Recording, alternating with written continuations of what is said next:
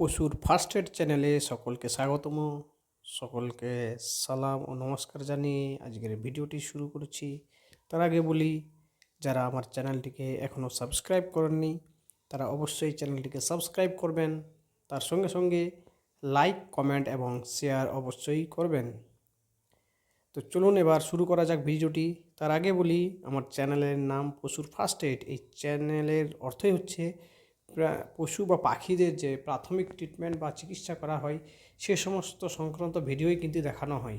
তাছাড়াও আমাদের চ্যানেলের উদ্দেশ্য হচ্ছে আর্থিকভাবে সচ্ছল গড়ে তোলা সমাজকে এবং স্বনির্ভরতা প্রদান করাই কিন্তু আমাদের একটা উদ্দেশ্য। এবং আমরা চাই যে যারা বেকার যুবক যুবতী আছেন তারা প্রাণী পালন করুন, করার পরে তারা স্বনির্ভর হন, এটাই আমাদের উদ্দেশ্য।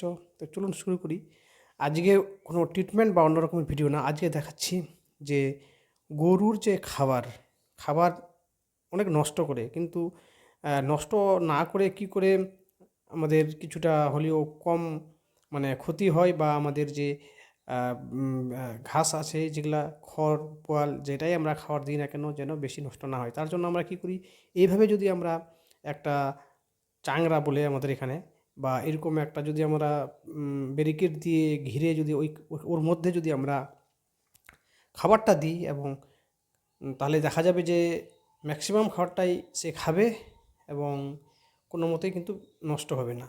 তো এইভাবে আপনারা করতে পারেন, এবং এভাবে করলে বাইরে যদি লক্ষ্য করেন তাহলে দেখবেন যে বেশি পোয়াল বা খড় কিছুই বাইরে নেই, ম্যাক্সিমামটাই যা দেওয়া ছিল ওগুলাই খাচ্ছে এবং নষ্ট করেনি।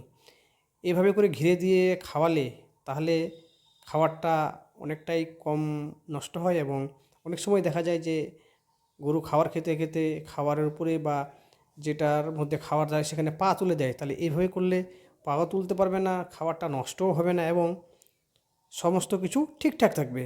তো ওই জন্যই আজকের এই ভিডিওটি আমার দেখানো, যে এইভাবে আপনারা যদি পারেন বাড়িতে করেন তাহলে নষ্ট কম হবে। আর সমস্ত পশু পাখি থেকে শুরু করে যত জীবজন্তু আছে সবাইকে ভালোবাসবেন, সবাইকে সুস্থ রাখবেন, এবং আপনারাও নিজেরাও কিন্তু সুস্থ থাকবেন, কেন সুস্থতাই সম্পদ। একটা কথাই আছে, হেলথ ইজ ওয়েলথ। তো পশু এবং মানব জীবন সবারই সুস্থ ভালো থাক, এটাই কামনা করি।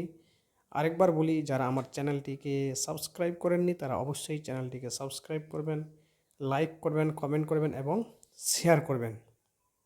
তো এইভাবে আপনারা বাড়িতে তৈরি করুন, যেন খড় বা অন্য যে খড় গাদা যা কিছু হোক না কেন, ঘাস টাস এইভাবে করে খাওয়ার মধ্যে দিলে নষ্ট করবে না এবং অনেকটাই বাঁচবে। তো আপনারা বাড়িতে কেমন করে কি বানাচ্ছেন বা কেমন করে খাবার দেন একটু জানাবেন।